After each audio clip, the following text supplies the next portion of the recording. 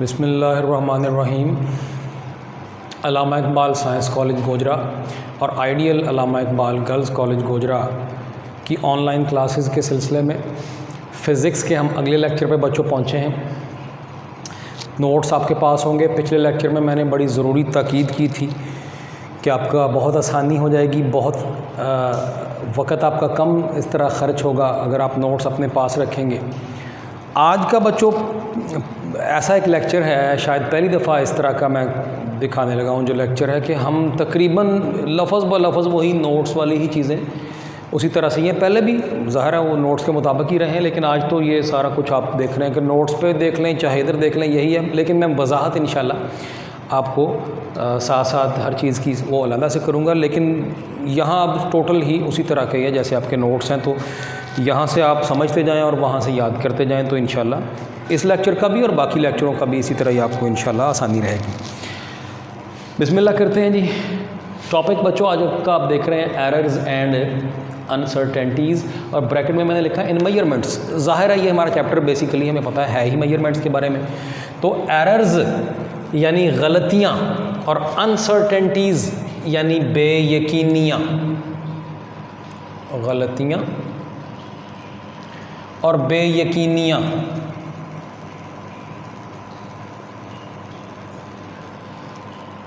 किस में? पैमाइशों में। जो पैमाइशें हम लेंगे किसी डिवाइस से, किसी इंस्ट्रूमेंट से, तो उसमें किस किस्म की गलतियाँ मुमकिन हैं और किस किस्म की बेयकीनी होगी कि जी पैमाइश ले तो ली है हमने, वैसे गलती तो नहीं की, लेकिन हमें श्योरिटी नहीं है कि ये जो हमने ली है ये बिल्कुल एग्जैक्ट सही है कि कुछ इसमें कमी बेशी है। तो ये है एरर्स एंड अनसर्टेनिटीज़। बात शुरू करते हैं। तो पहला पॉइंट जैसा आपकी बुक में लिखा है, किसी पैमाइश में बच्चों गलती किस वजह से हो सकती है? एन एरर में अकर ड्यू टू, अकर रूनुमा होना, पेश आना। तो गलती रूनुमा हो सकती है, गलती पेश आ सकती है। देखिए जी, पहली रीज़न बच्चों क्या लिखी हुई है? नेग्लिजेंस और inexperience of the observer. Negligence का मतलब लापरवाही, इनएक्सपीरियंस ना तजर्बेकारी, ऑब्ज़र्वर यानी मुशाहदा करने वाला, वो जो बंदा, वो जो रीडिंग ले रहा है वो ऑब्ज़र्वर है, आप रीडिंग ले रहे हैं आप ऑब्ज़र्वर हैं। लेकिन बच्चों गलती हो सकती है किसी पैमाइश में, और ये कोई बड़ी इसकी वजाहत कोई समझाने की ज़रूरत नहीं है, बड़ी सिंपल सी बात है। एक बंदा लापरवाही बरत रहा है, पैमाइश पूरी तवज्जो से नहीं ले रहा, उधर से रीडिंग ले रहा है, उधर से मोबाइल पे व्हाट्सएप पे मैसेजिंग भी हो रही है, या कोई चाय शाय साथ पी जा रही है, कोई क्रिकेट का मैच देखा जा रहा है और साथ रीडिंग ली जा रही है, तो ज़ाहिर है ये लापरवाही है, तवज्जो पूरी नहीं है। तो ऐसा होने से क्या इम्कान है? गलती होने का इम्कान है। और इनएक्सपीरियंस है, वो बंदे ने पहले वो रीडिंग्स नहीं ली उस इंस्ट्रूमेंट से, कभी तजर्बा नहीं है उसको, तो पहली दफ़ा लेने बैठा है, तो कोई ना कोई गलती होने का इम्कान होता है। तो सिंपल सी बात है। अगले पॉइंट पे आते हैं। तो बच्चों फॉल्टी अपरेटस हो, अपरेटस साजो सामान, जिसकी सादा उर्दू यूँ कर सकते हैं साजो सामान, यानी वही जो पैमाइशी आलात हैं, इंस्ट्रूमेंट वगैरह। तो जो कुछ आपका अपरेटस है, जो साजो सामान है, जो इंस्ट्रूमेंट है, फॉल्टी है, ख़राब है, तो बिल्कुल भी कोई समझाने की ज़रूरत नहीं है। ख़राब है, उसमें कोई ख़राबी है तो गलती होगी। अगला पॉइंट बच्चों क्या लिखा है? गलती किस वजह से हो सकती है? तो इनकरेक्ट मेथड और टेक्निक। टेक्निक सही नहीं है, मेथड अच्छा नहीं है। बेशुमार मिसालें दी जा सकती हैं, लेकिन मुझे इस वक्त फ़िलफ़ौर याद आ रही है, फिर वही मैं मिसाल दूंगा। आपके जो चैप्टर नंबर 1 था 9th क्लास का, जी हाँ, उसमें एक मिसाल कहीं दी हुई है कि जी वो जो एक ग्रेजुएटेड सिलेंडर होता है, दर्जेदार सिलेंडर होता है, उसमें कोई लिक्विड भरना है और उसका वॉल्यूम मेजर करना है, तो आप उसका वो जो लिक्विड का जो ऊपर वाली सतह है, आप उसके बिल्कुल सामने अपनी आँख रखते हैं, उसको नीचे से यूँ ऊपर को नहीं देखते, ना ही ऊपर से यूँ नीचे को देखते हैं, वरना 1-2 दर्जे जो है उसकी गलती का इम्कान होता है। तो बिल्कुल सीधा, ये टेक्निक है। ये एक मिसाल दे रहा हूँ, हर मेजरमेंट की, हर इंस्ट्रूमेंट की अपनी अपनी करेक्ट सही टेक्निक होती है, तो उसके मुताबिक चलना चाहिए। तो ज़ाहिर है मेथड या टेक्निक अगर आपका ठीक नहीं है तो गलती, एरर हो सकती है, सिंपल सी बात है। ले जी, ये 3 चीज़ें हैं, 3 वजूहात हैं जो अपने ज़बानी याद रखनी है कि एरर किस किस वजह से हो सकती है। आगे बढ़ते हैं, ये तो थी एरर। अब अनसर्टेनिटी बच्चों किस वजह से हो सकती है? आप मेजरमेंट में गलती तो नहीं कर रहे, आपने कोई आपकी नेग्लिजेंस भी नहीं है, आप ना तजर्बेकार भी नहीं है, आपका अपरेटस फॉल्टी नहीं है, ख़राब नहीं है, ख़राब तो नहीं है, कुछ टूटा फूटा तो नहीं है, लेकिन उसमें कुछ मसला कुछ और है, वही बात करते हैं उसकी, और आपका मेथड भी ठीक है, टेक्निक भी ठीक है, फिर भी आपको पूरी श्योरिटी नहीं है कि जो रीडिंग ली है वो बिल्कुल फ़लाँ आखिरी दर्जे तक बिल्कुल सही है। इसे कहते हैं अनसर्टेनिटी। किस वजह से हो सकती है? तो पहला ही पॉइंट क्या लिखा है, किस वजह से होती है? एन अनसर्टेनिटी में अकर, रूनुमा हो सकती है अनसर्टेनिटी ड्यू टू, किस वजह से? द इनएडिक्वेसी और limitation of the measuring instrument. Inadequacy एक लफ्ज़ है इंग्लिश का, एडिक्वेट। एडिक्वेट का मतलब होता है काफ़ी, काफ़ी होना, किफ़ायत करना, काफ़ी होना। इनएडिक्वेसी काफ़ी ना होना। अब ये काफ़ी ना होना से क्या मुराद है, ये लिमिटेशन से क्या मुराद है? लिमिटेशन हद मुकर्रर है, लिमिट है कि जी फ़लाँ हद से बेहतर नहीं दे सकता वो पैमाइश। कौन? Measuring instrument. इस बात को थोड़ा सा ज़रा बयान करते हैं। इस बात को बयान करने के लिए ये मैंने अपने पास ये आपकी एक जानी पहचानी चीज़ रखी हुई है, ये आपने देखा मीटर रॉड है, बिल्कुल आपने ये पहले भी आपने मैट्रिक में भी फिज़िक्स की लैब में इसे एक्सपेरिमेंट किए हुए हैं, लेंथ मापी हुई है। बच्चे ये जो मीटर रॉड है, अब अगर आपको कुछ क्लियर नज़र आ रहा हो तो ये इसके ऊपर इंच दिए हुए हैं और ये नीचे वाली जो लाइन है इसमें सेंटीमीटर लिखे हुए हैं, और हर 2 सेंटीमीटर, हर एक, ये 1 लिखा हुआ है, आगे 2 है, इनके इन बिटवीन फिर छोटे छोटे आपको ये यकीनन कैमरे से नज़र नहीं आ रहे होंगे, बहुत छोटे, इसको अपने हाथ में पकड़ के देखेंगे तो ये बहुत ही छोटे छोटे दर्जे हैं। हर 1 सेंटीमीटर के अंदर टोटल 10 छोटे दर्जे और हैं। मतलब ये हुआ कि ये जो मीटर रॉड है आपका, इसकी एक लिमिटेशन है, इसकी एक हद मुकर्रर है कि ये 1 सेंटीमीटर के 10वें हिस्से तक ही पैमाइश दे सकता है, इससे छोटे इसके अंदर दर्जे नहीं हैं। 1 सेंटीमीटर का 10वां हिस्सा तक तो है, लेकिन उस 10वें हिस्से के भी अंदर छोटे छोटे दर्जे नहीं हैं।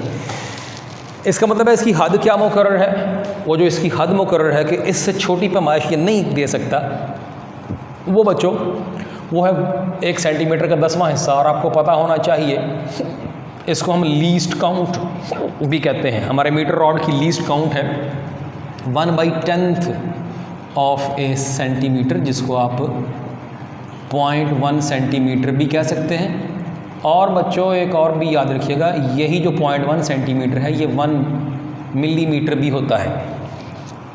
उसकी मैं जल्दी से आपके लिए, एक आपकी प्रैक्टिस के लिए MCQs वगैरह की जल्दी से ये मैं वजाहत भी कर दूं, बाकी बात बाद में करते हैं। तो 0.1 सेंटीमीटर मैंने लिखा। ये देखें बच्चों, मैंने इसको सेंटी का, सिर्फ जस्ट सेंटी का मीनिंग क्या होता है, अभी पिछले लेक्चर में पीछे हम बात कर चुके हैं। सेंटी का अपना मतलब होता है 10 की पावर -2 जानते हैं, और साथ वो m जो है मीटर का वो वैसे ही आ गया। अब जो 0.1 है इसको आपको पता होना चाहिए 10 की पावर -1 भी कह सकते हैं, 1/10 या 10 की पावर -1, 0.1 पता है आपको, इंटू 10 की पावर -2। ये देखें जी क्या बना, ये बना -1 और -2 10 की पावर -3। ये बच्चों 10 की पावर -3 को क्या बोलते हैं भला? मिली। ये बन गया मिलीमीटर, यानी 1 मिलीमीटर। यही तो बात बता रहे हैं कि 0.1 सेंटीमीटर असल में 1 मिलीमीटर होता है।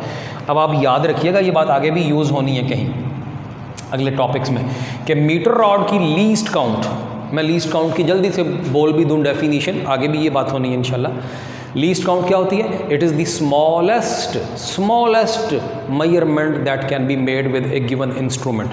छोटी तरीन पैमाइश जो किसी आले से की जा सकती है बच्चों, वो उसकी लीस्ट काउंट है, इससे छोटी नहीं हो सकती। जैसे मीटर रॉड में मैंने बता दिया आपको कि 0.1 सेंटीमीटर से छोटी नहीं हो सकती, जो कि 1 मिलीमीटर के बराबर भी है। सादा लफ्ज़ों में हम यूँ कह सकते हैं, our metre rod is calibrated in millimetres. Calibrate का मतलब दर्जेबंदी इसकी हुई है, दर्जेबंदी की हुई है। कैलिब्रेशन दर्जेबंदी, इसका जो दर्जे हैं वो छोटे छोटे कट लगे हुए हैं, वो छोटे छोटे, इसका हर छोटे से छोटा एक दर्जा जो है वो 1 मिलीमीटर या 0.1 सेंटीमीटर का है। तो मैं फिक्रा फिर दोहराता हूँ, we can say that our metre rod is calibrated in millimetres, क्योंकि मिलीमीटर छोटे छोटे, सबसे छोटे उसमें यही दर्जे हैं। अच्छा, अपने टॉपिक पे वापस आते हैं। तो हम बात क्या कर रहे थे? हम कह रहे थे कि एक अनसर्टेनिटी मेजरमेंट में बच्चों किस वजह से हो सकती है।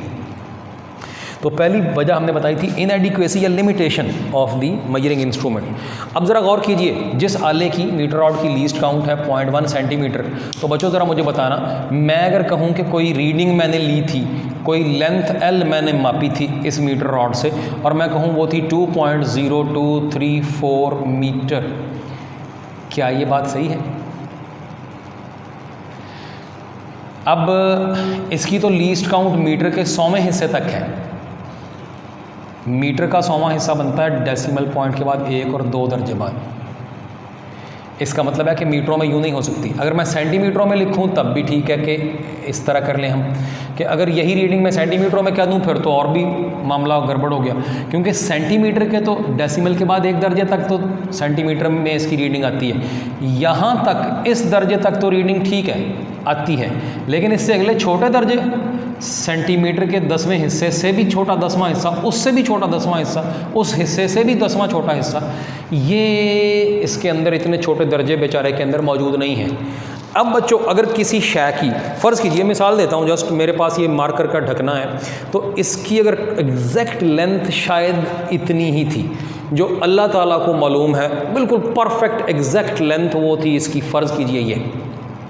लेकिन बच्चों मीटर रॉड मेरे पास था और मैंने मीटर रॉड से मापा, तो वो तो सिर्फ इस दर्जे तक ही देता है, डेसिमल के बाद 1 दर्जे तक सेंटीमीटरों में। अब अगले दर्जे उस बेचारे में है ही नहीं। चुनांचे इस डिवाइस में क्या गड़बड़ है, इसमें इनएडिक्वेसी है, ये नाकाफ़ी है, ये नाकाफ़ी है आला इतनी छोटी पैमाइशें देने के लिए, या कहिए इसमें लिमिटेशन है, इसमें हद मुकर्रर है कि बस इस हद तक ही देता है। सेंटीमीटरों में अगर बात करें तो बस इस हद तक ही देता है, इससे छोटी नहीं देता।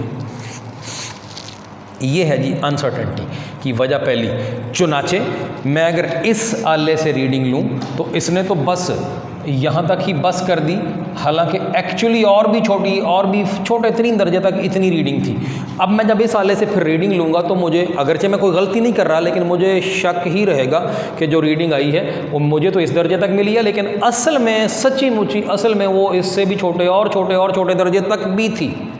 शायद थी, शायद नहीं थी, श्योरिटी नहीं है। श्योरिटी नहीं है तो इसी को तो कहते हैं बेयकीनी, अनसर्टेनिटी।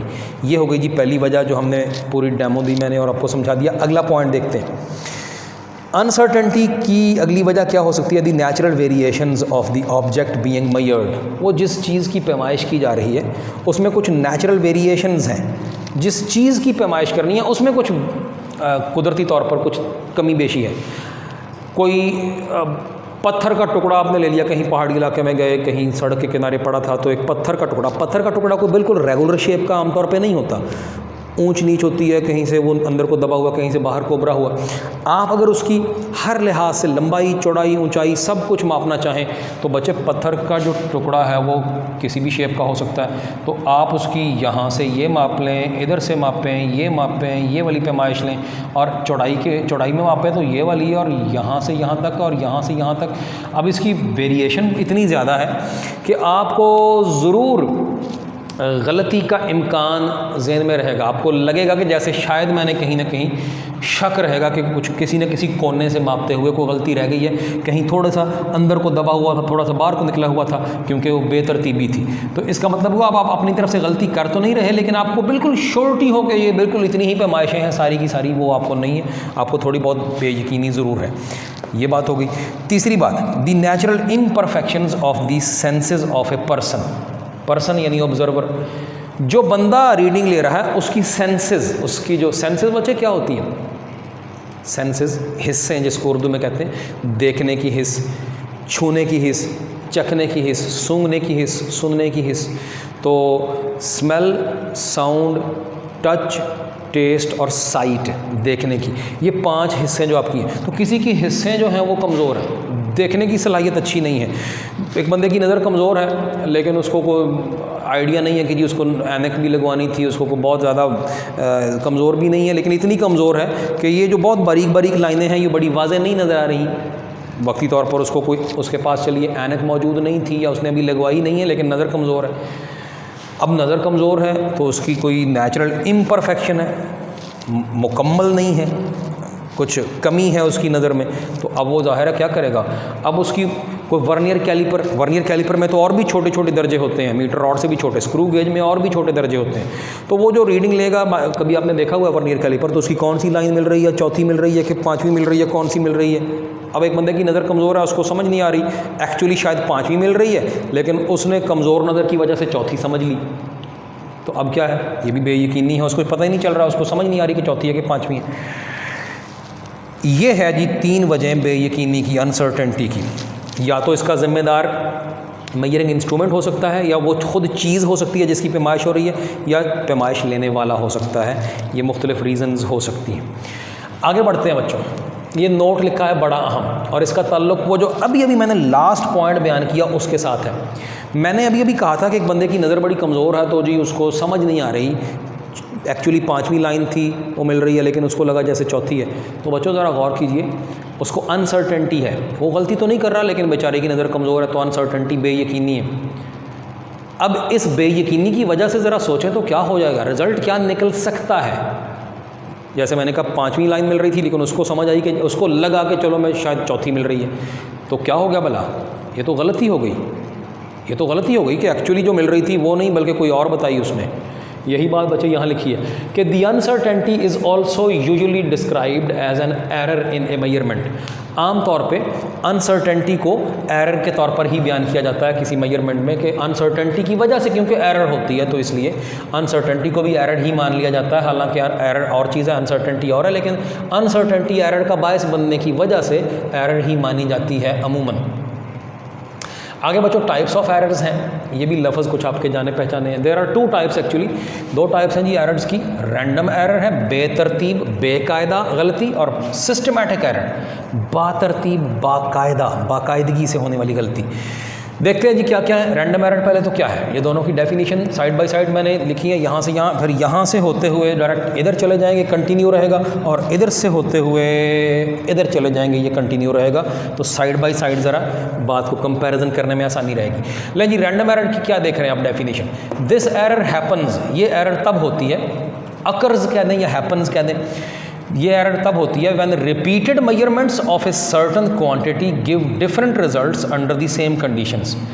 बच्चे ज़रा देखिएगा, किसी क्वांटिटी की बार बार ली गई पैमाइशें डिफरेंट रिजल्ट दें अंडर द सेम कंडीशन। 1 2 3 3 बातें डेफिनेशन में याद रखनी है। किसी दी गई क्वांटिटी की रिपीटेड मेजरमेंट्स हों, पहले एक मेजरमेंट ली, फिर एक और ली, फिर एक और, एक से ज़्यादा लेते हैं हमेशा, ताकि श्योरिटी हो जाए कि जो हम रीडिंग ले रहे हैं सही है कि नहीं। 3 तो कम से कम लेते हैं, कभी ज़्यादा भी लेते हैं। तो जब रिपीटेड मेजरमेंट्स हो किसी क्वांटिटी की, वो डिफरेंट रिजल्ट दें लेकिन अंडर द सेम कंडीशन। आपने हर दफ़ा वही काम किया, आपने वही तरतीब रखी, वही डिवाइस यूज़ किया, वही उसूल, वही सारा कुछ किया, आपने कुछ चेंज नहीं किया, फिर भी डिफरेंट रिजल्ट आ रहा था। ऐसी एरर रैंडम एरर होती है, बेतरतीब गलती। उसकी रीज़न बच्चे, अगली बात, रीज़न क्या होती है, तो क्या लिखा हुआ है, अननोन फैक्टर्स। देखें ना, आप तो हर दफ़ा वही वो कुछ कर रहे हैं, आप कोई डिफरेंट नहीं कर रहे। अगर तो आप अभी किसी और तरीके से ली, अगली दफ़ा किसी और तरीके से, तो फिर तो आप कहते हैं कि चलो जी तरीका चेंज हुआ है, कोई मेथड चेंज हुआ है, तो इस वजह से गलती हुई होगी। लेकिन आप तो सब कुछ सेम कर रहे हैं, फिर भी ये गलती हो रही है, तो इसी को रैंडम एरर कहते हैं। अब जब आप सब कुछ सेम कर रहे हैं, आप तो कुछ भी चेंज नहीं कर रहे, तो फिर इसका मतलब है आपको नहीं पता कि किस वजह से ये गलती हो रही है, हमें नहीं पता होता। हमें पता नहीं होता तो बच्चे फिर इसकी प्रिवेंशन, इसका तदारक, इससे बचाव कैसे हो, तो क्या लिखा, it can not be eliminated completely. ये मुकम्मल ख़त्म हो ही नहीं सकती, मुकम्मल ख़त्म तो नहीं हो सकती, लेकिन अब यहाँ से हम कंटिन्यू इधर रखते हैं। However this error may be reduced, ये एरर कम हो सकती है, कम की जा सकती है by taking several measurements and then finding their average. कई पैमाइशें लें, ज़्यादा लें, 2 3 की बजाय 6 7 8 9 10 पैमाइशें ले लें। अब उन 8 9 या 10 पैमाइशों में से बच्चों ज़रूर ऐसा होगा, एक दूसरे से मुख्तलिफ आ रही हैं, लेकिन उनमें से कोई 5 या 6 पैमाइशें, 4 या 5 पैमाइशें, 6 पैमाइशें आपस में ज़्यादा करीब होंगी, बाकी ज़रा ज़्यादा मुख्तलिफ होंगी। वो जो बच्चे ज़रा ज़्यादा करीब हैं, वही इसका मतलब है उन्हीं में से कोई सही पैमाइश है, या उनके करीब की सही पैमाइश है, क्योंकि वो बार बार वही रिपीट हो रही हैं, तो ज़्यादा इम्कान यही है कि उन्हीं में से कोई या उनके करीब की सही है। तो वो जो 5-6 पैमाइशें ज़्यादा करीब की हैं, उनकी एवरेज ले लें। ये हम लिया करते हैं प्रैक्टिकल की मुख्तलिफ रीडिंग्स लेके, आपने किया हुआ है ऑलरेडी। 3 रीडिंग लिए तो तीनों को ऐड करके डिवाइड बाई 3 तो एवरेज आ जाएगी। तो वो तकरीबन मुकम्मल तौर पर तो नहीं, लेकिन उम्मीद है कि काफ़ी हद तक बेहतर हो जाएगी रीडिंग, तो रिड्यूस हो सकती है इस तरीके से रैंडम एरर, अगरचे मुकम्मल ख़त्म नहीं होती। ये हमने जस्ट मिसाल दी थी समझाने के लिए, इसको मैं अब यहाँ से मिटाता हूँ। अच्छा, आगे बढ़ते हैं जी, दूसरी तरफ आते हैं वापस। सिस्टमैटिक एरर, बाकायदा बातरतीब गलती, उसकी भी डेफिनेशन देखते हैं। ये एरर ऐसी है कि जो किसी ऐसे इफ़ेक्ट की वजह से, किसी ऐसे असर की वजह से होती है जो कि इन्फ्लुएंस करता है, असरअंदाज होता है all the measurements of a quantity equally. This error happens due to an effect that influences all the measurements of a quantity equally. ये एरर किसी ऐसे इफेक्ट, किसी ऐसे असर की वजह से होती है जो किसी क्वांटिटी की तमाम पैमाइशों पर बराबर तौर पर असरअंदाज हो, हर दफ़ा उतनी ही गलती हो। इसे कहते हैं सिस्टमैटिक एरर। मैं जल्दी से एक मिसाल दूँ, इसकी भी डेमो लेते हैं। अब डेमो मैं इसको जस्ट यूँ देता हूँ कि जी फ़र्ज़ कीजिए आपका ये जो मीटर रॉड है ये शुरू से थोड़ा सा टूटा हुआ है और मजबूरी आन पड़ी, उस वक्त लेबॉर्ट्री में कोई और मीटर रॉड नहीं था, आप कहीं ऐसी जगह पे हैं कि यही मीटर रॉड है, इसी से पैमाइश लेनी है, ये मजबूरी समझ लें आन पड़ी है। मैं जल्दी से इस मीटर रॉड की यहाँ पर आपको चलिए एक तस्वीर सी बना देता हूँ। शुरू से ज़रा टूटा हुआ है जी, और तीसरा सेंटीमीटर जो है वो आपको नज़र आ रहा है। 1 2 3 4 5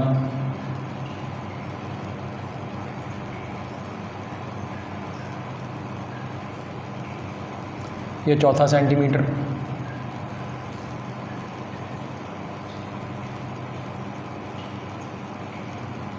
पाँचवा सेंटीमीटर,